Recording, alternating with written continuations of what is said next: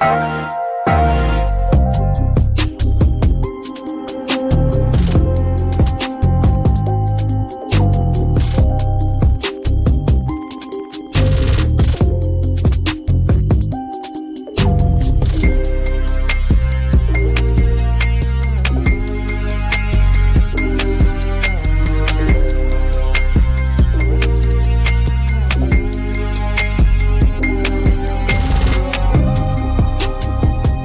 Ringside crew, welcome to the internationally known Dudes at Ringside podcast. And now here's your host, Joe, Panther III. Hello there, wrestling fans, to another episode of the internationally known Dudes at Ringside podcast. I'm Joe Panther III, and today, Ringside crew, you are in for a treat.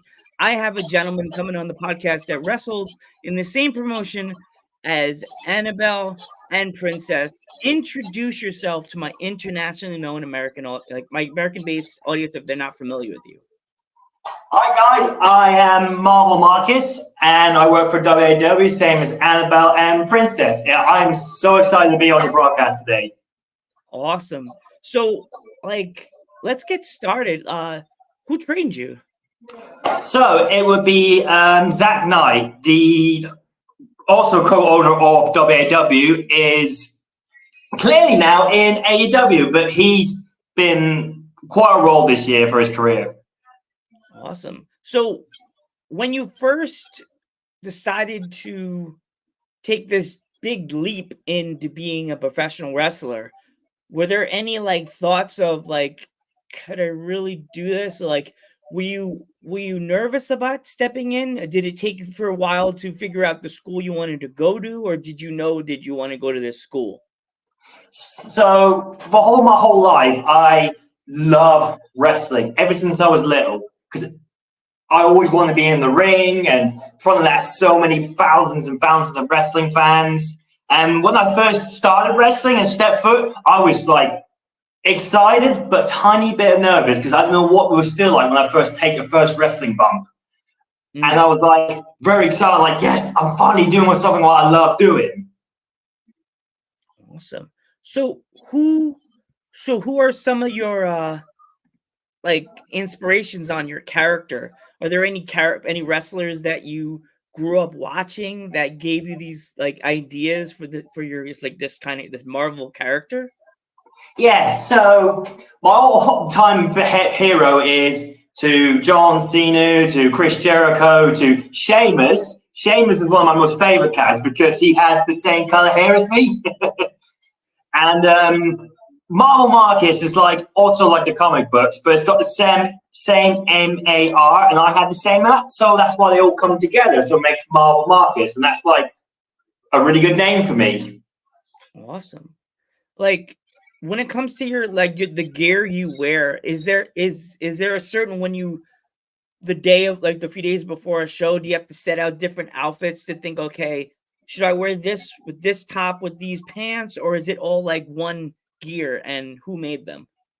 Yeah, so it's pretty much one different sorts of gears I put on. So I'm right, I got the one you saw today is the SPD Power Ranger. I'm yep, I'll wear them together. My newest one is from the Avatar skin. I'm yeah, I'm wearing that.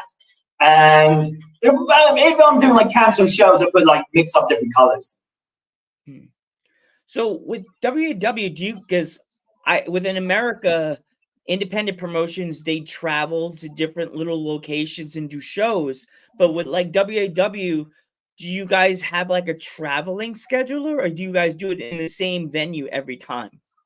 So we do little camp shows in around the whole country, around the UK, and then sometimes we do take the WAW show to we literally done South Africa a few months ago, and they did a North American show last year, but I wasn't part of that. But that's what they were building up because the boss Ricky Knight is building his company to go all over the world.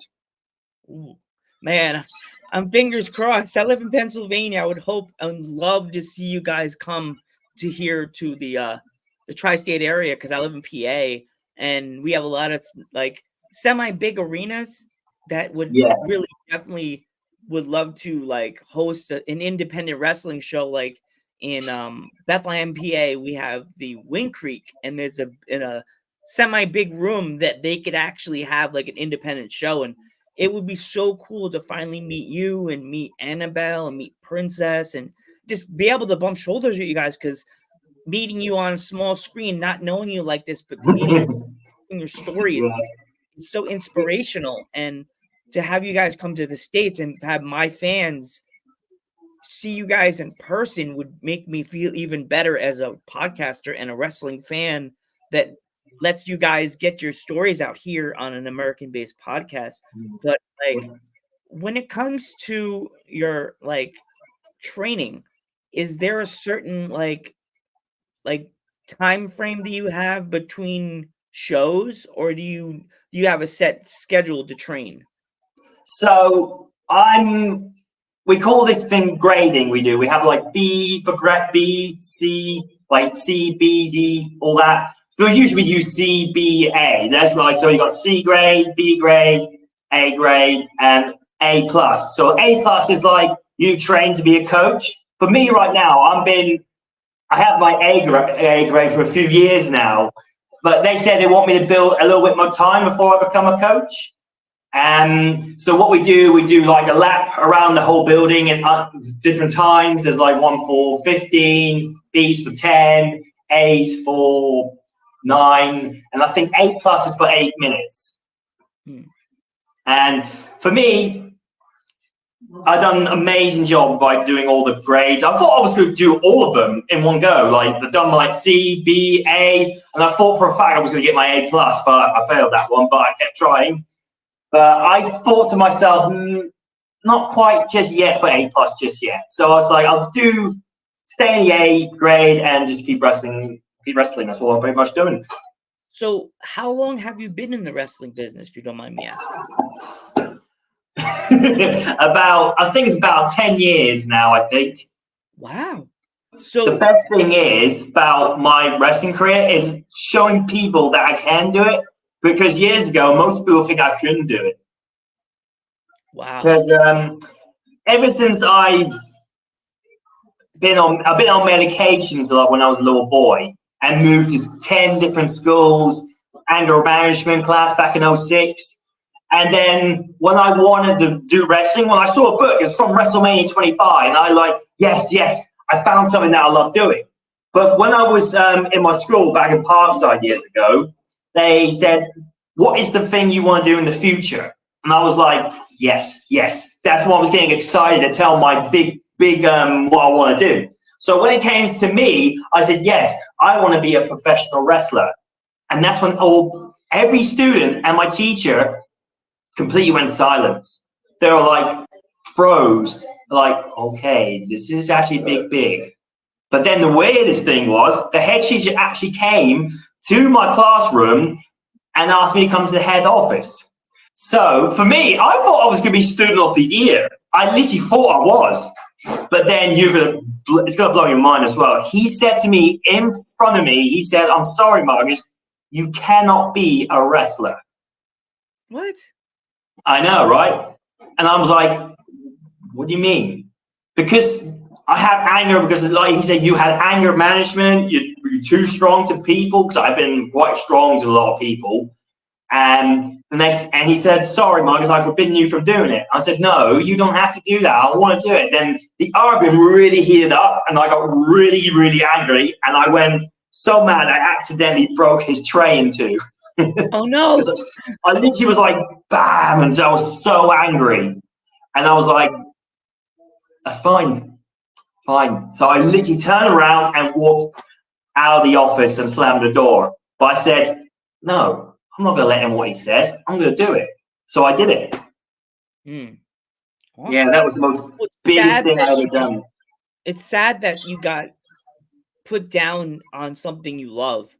It's kind of sad to think a young kid like you that wanted to do this so bad, and now you're doing it. You're in the ring. You're making your moves with WAW, bumping shoulders with pretty much like independent wrestling like lore, like what does it feel? I asked this to Annabelle and Princess, but I'm gonna ask you to hear your answer to it. What does it feel like to be able to bump shoulders with like someone like I'm gonna say her name Paige, but she's not Paige anymore. Like her mom that's been in the business and she had her tires have the grit on it. What does it feel like to like ask her questions and be able to work with a woman like her that's so experienced and has so many stories and stuff like that? It just feels like for me, I'm like, I've been set free. I'm like, I'm finally free from my horrible past and literally put my past behind me and move on to do what I want to do. Because when Saraya told me is, how's it feel? We've been trained by my brother, my family, and I said, I feel free. They freed me from my horrible past. And because she's gonna be, and she's gonna be so amazing this week because we literally got Fightmare 6 this year. There's still available tickets. I'm also in the Fightmare match, also in the Skies and Limit Ladder match this Saturday coming. Ooh, good luck, man. Definitely, I'll send you all the good dudes at Ringside vibes. If you win that ladder match, send me a picture, dude. I hope you win. Fingers crossed. Yes, fingers crossed you get the win. Tell Saraya I say hi. Tell everybody I say hi. You see Princess? Tell them like, guess what? I got on dudes at Ringside. Like, Princess is cool. I really appreciate everybody, all you guys in WAW, because like I never thought it would in my wildest dreams. This a little boy that loves wrestling, learning about his grandfather very young about being a wrestler, and now I'm speaking to the wrestlers, but like from different parts of the globe. Like, that's your passion. It feels like it's your passion to talk a lot of wrestlers that you know like, and that's good for you. Yeah, and what does it feel like to you to see like a young wrestler coming in to WAW, like the training facility for the first time? Like when you see them, do you think you immediately run up to them and give them pep talks, or do you like let them get the first look around and then you start giving them advice, or do you like let them wait? Yeah, sometimes when a new person comes in, they're like, right, where do I stand? Where do I go? What do I need to do first? If I'm going to be all right with people, if I'm not going to be okay to people. For me, when I see someone new, I scan them, not like robot scan, you know what I mean? But it's usually like, right, how I know they're going to be fine? Are they going to be good? Are they going to be horrible? Are they going to be weird? Or are they going to be like a little bit of a pity person or something? That's what I usually do. But for me, I'm like, okay, let's talk to them and see how they do. So I talk to them and everything's fine. Awesome. So is there any wrestler within WAW or any of the other promotions in the UK that you've been like watching on the Instagrams or watching on the Facebooks that you've been, or any of the other social medias that you really want to like maybe tell them, hey, maybe you should come to WAW? Yeah, because there's a lot there's like a lot of companies in the UK, a lot. Because I think there's a few guys from AWW from Birmingham, I think. And I've been down there last year with my friend Zach to teach them how to do proper British wrestling. And they all been texting me saying they want to come to WAW. They really want to see what we can do for them. Yeah, and I'm like, come down whenever they want. And I'm literally, if anyone's watching the broadcast or hearing it, come to WAW and they can teach you a lot of British wrestling. Awesome. I a few years ago, I was like, before I learned about WAW, before I had Annabelle on, I would talk to a lot of people from Coventry Pro, a lot of those people, like Kiara's. She'd be another wrestler that Saraya should definitely try to get in on WAW. She's a very good wrestler. Her character's a heel, so she's like her character's like almost like a conceited heel. And like she's a very good name. You could look her up later on. Kiara, Ki. Oh yeah. Well, she's not really wrestling right now. Shorty, another good one that definitely would be good to add to the WAW roster, the women's division, because honestly, everything I've watched as being an American wrestling fan, I watch a lot of your stuff on Twitch, or like I'll watch the videos on the YouTube channel, or like clips on Instagram. I'm all in. You got me hooked. I'm like, you guys totally tell Saraya, you have Joe Panther the Third, which is an American wrestling fan from the East Coast, looking like Stewie from Family Guy, going back and forth on my carpet, going, oh, man, only if I could time machine, like put a circle in the floor like Beetlejuice, and like go to the floor and come to England and be like, sorry guys, whoop, draw like a chalk line on the floor and knock 3 times and open the floor. And I love Family Guy. It's so funny as well. And be like, and then Saraya's like, why are Americans falling through the ceiling and landing in our training facility? Joe, are you jumping through? I'm scared.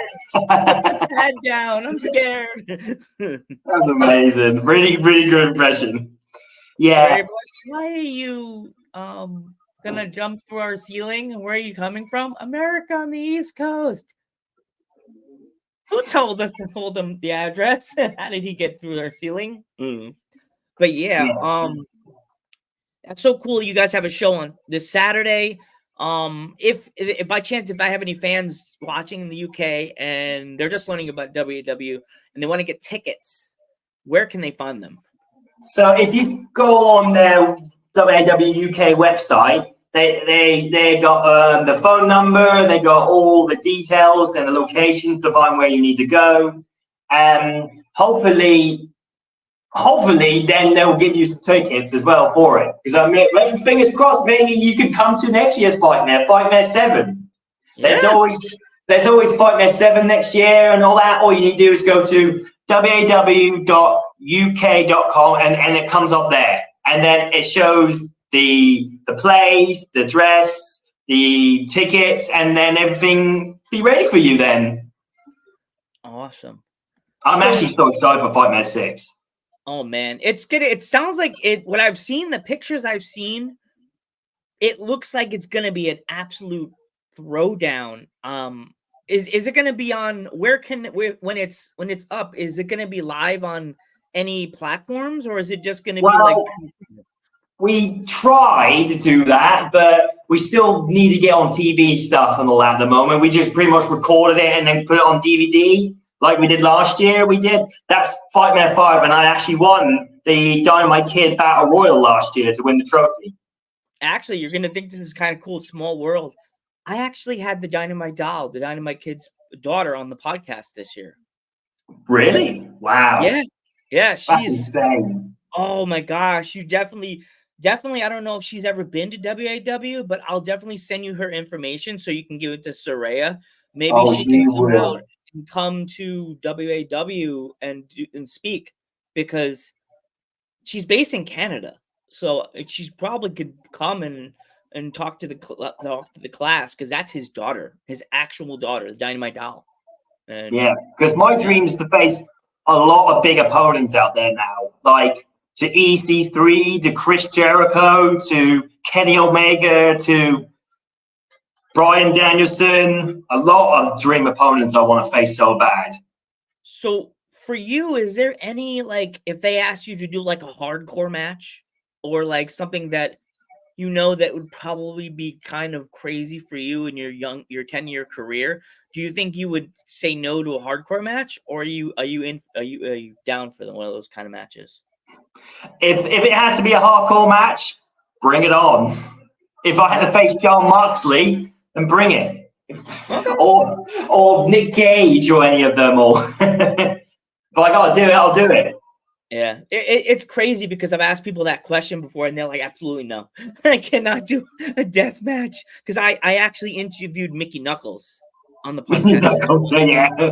She told me a story about how she did a light tubes, and a light tube got stuck in her leg, and they had to surgically remove it with their fingers. Get the light tube. The piece was this big in her leg. Jesus Lord! And it was crazy. No time to get the Novocaine, so they had to do it straight, pull it out. So I'm like, if you're young and you want to do a death match, you better have some high tolerance of pain, because that sounds ugh.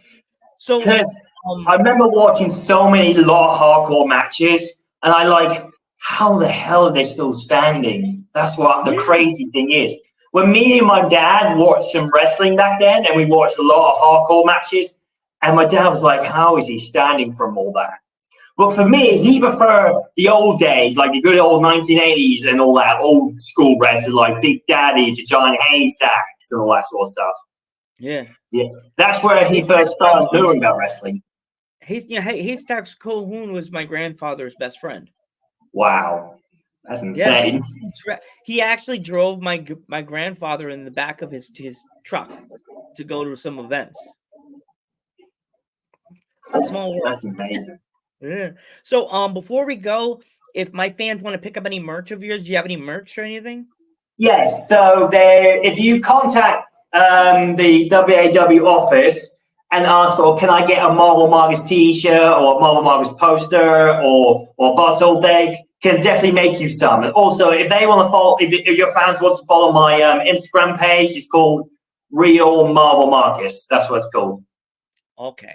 Before we go, if there's any fans, young fans that are watching or listening on Spotify, hey guys, if they wanted to get into the wrestling business, they're just researching and looking up online, finding a good facility. What kind of advice would you give them? Well, the good thing is for me is if someone's holding you back, that you stop from doing what you want to do, don't let them hold you, because that feels like you've been held back, or they like how you speak. That's because they ain't your people. They ain't your people at all. Like saying you cannot do this, you cannot belong here, or where you're not going to be the same. Your life is going to be rubbish and all that sort of stuff. But no, you need to stand up and bring the fight to all the negative things. Sometimes the negative does creep in, but there's always a chance you can get a sword and chop through it and reach your goal. That's what I'm still trying to do for over 10 years. Sometimes I have setbacks, but sometimes there is a chance of a bit of power to push through that, to bring the hope towards me. And hopefully one day in my wrestling career, I will one day be the first ever WAW or World Heavyweight Champion with disabilities, because that's the goal I want to be. Awesome. Mr. Marcus, I want to thank you so much for coming on Dudes at Ringside podcast. It was an honor to add you on my WAW Wall of Fame, a new picture. I would love to have some more.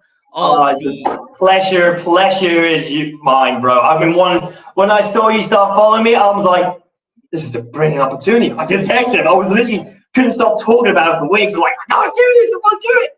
Honestly, it's amazing, and I'm so happy you put me on here. Yes. And thank you so much. Please tell more of your WAW family. Tell Saraya I say hi. If she ever has any chance, she has a chance, and she's not busy, because I know she's a busy woman training all these future stars. Tell her to give me a chat on Instagram. If you want to follow Dudes at Ringside, you can follow us on Instagram. You can follow us on Facebook. Find us on Spotify under Joe Panther Variety Show and YouTube. Under here, please give it a subscribe. Make sure you give this video a like. Definitely give this channel a follow. I subscribed already. Yes, subscribe. Be another fan. I'm Joe Panther III. I'm Marvel Marcus. And we will catch you